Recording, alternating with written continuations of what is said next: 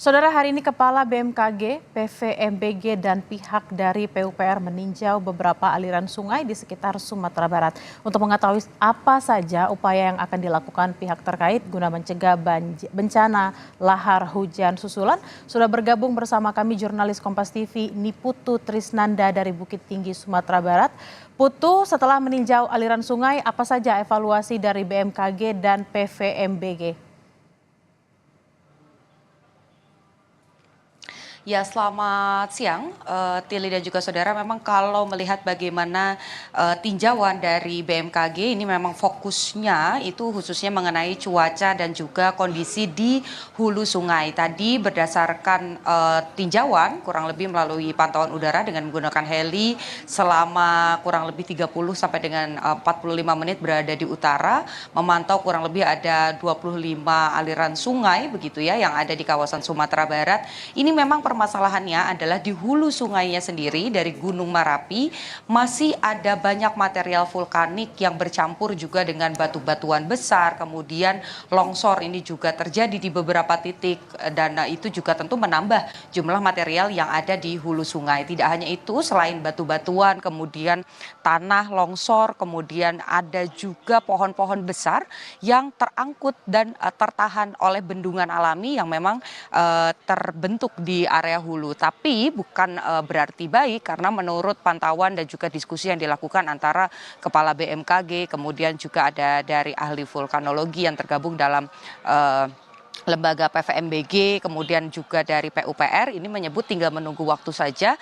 Jika jumlah ataupun debit air ini tidak diatur, kemudian juga tidak dipecah begitu, nanti akan bisa menyebabkan muatan-muatan tersebut turun dengan kecepatan tinggi mengarah ke area-area di sekitar Gunung Merapi. Sehingga yang tadi disimpulkan oleh Kepala BMKG sebetulnya selain early warning system dari sisi cuaca terkait dengan jumlah curah hujan, kemudian juga bagaimana situasi awan dan kecepatan angin yang terjadi di langit begitu ya yang dipantau melalui satelit, ini juga diperlukan early warning system di sungai. Jadi ada beberapa sensor begitu secara sederhana saya jelaskan, Tili dan juga saudara, yang dipasang di hulu sungai dan juga di beberapa muara-muara atau aliran sungai, sehingga nanti ketika ada debit air yang besar ataupun juga membawa material-material yang besar, ini bisa kemudian dibaca oleh sensor tersebut dan memberikan informasi kepada pihak-pihak yang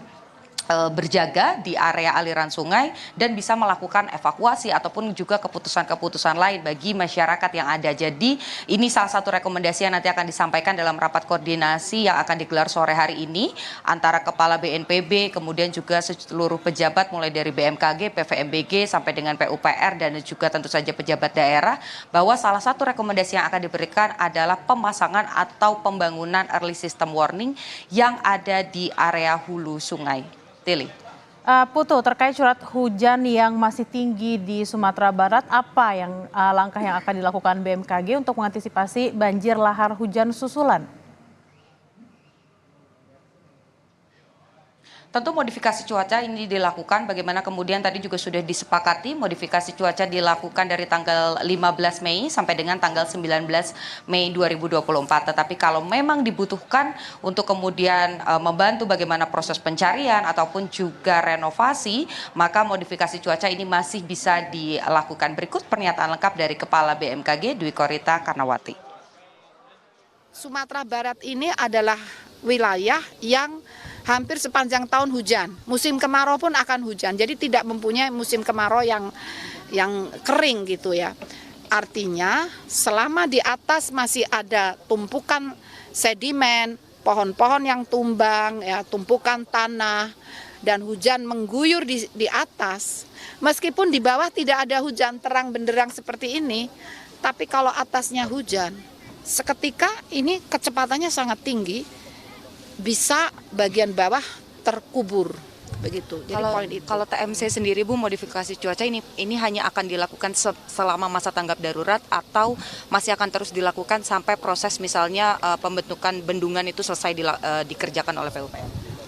Nah, untuk sementara kami ini dengan BNPB, dikoordinasikan dengan BNPB, kami yang melakukan itu sampai tanggal 19.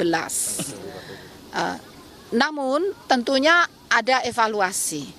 Kalau potensi bahaya mengintai dari atas masih cukup tinggi, kita akan berupaya, terutama kami akan merekomendasikan untuk dilanjutkan.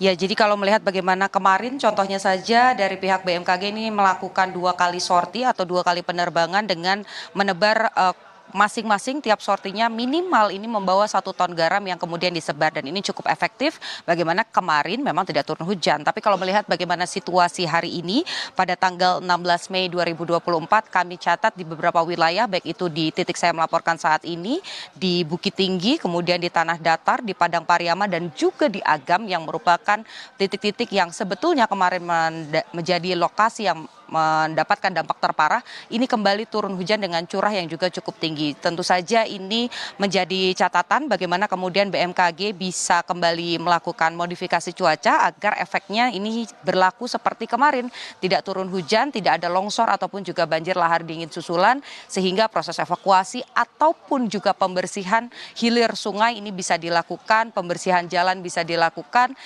jadi masyarakat ini juga bisa beraktivitas dan bisa menuju ke titik yang juga tentu saja aman. Tili. Evaluasi yang diperoleh pihak PUPR terkait mitigasi bencana seperti apa?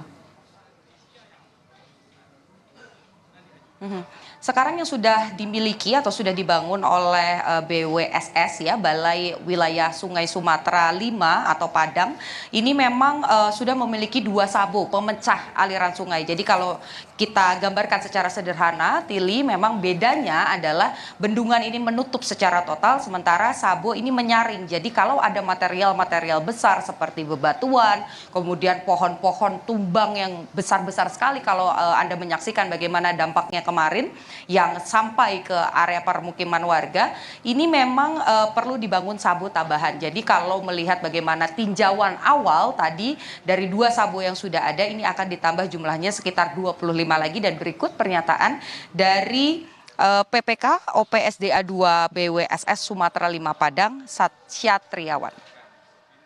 Kalau dari peninjauan kemarin itu kita butuh 25 lagi.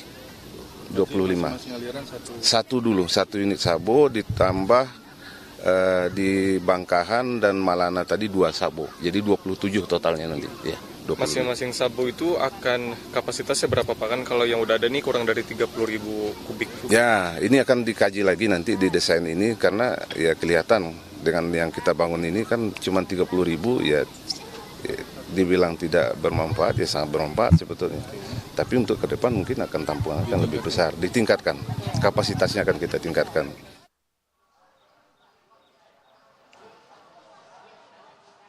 Jadi selain kemudian membangun, tapi masalah debit dan juga kapasitas dari sabo-sabo ini juga nanti akan ditinjau lagi bagaimana yang kemudian perlu dibangun, dan tentu saja ini penyesuaian dengan masing-masing sungai yang ada. Jadi bisa jadi untuk tahap awal masing-masing dipasang 1 sabo, tapi nanti seiring berjalannya waktu jika memang karakteristiknya ini memerlukan lebih dari 1 sabo, PUPR di kawasan ini juga menyebut akan membangun sabo lagi. Jadi misalnya di hulu 1, kemudian di muka hilir 1, dan nanti ada 1 lagi di penghujung. Nah, ini sesuai bagaimana kemudian karakteristik sungainya.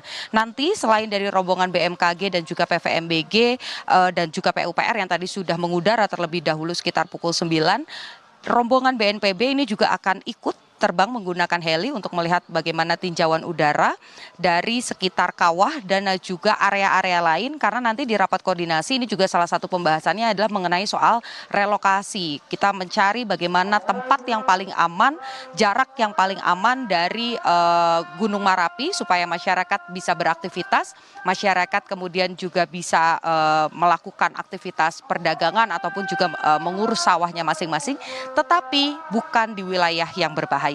Tili, kembali ke Anda di studio.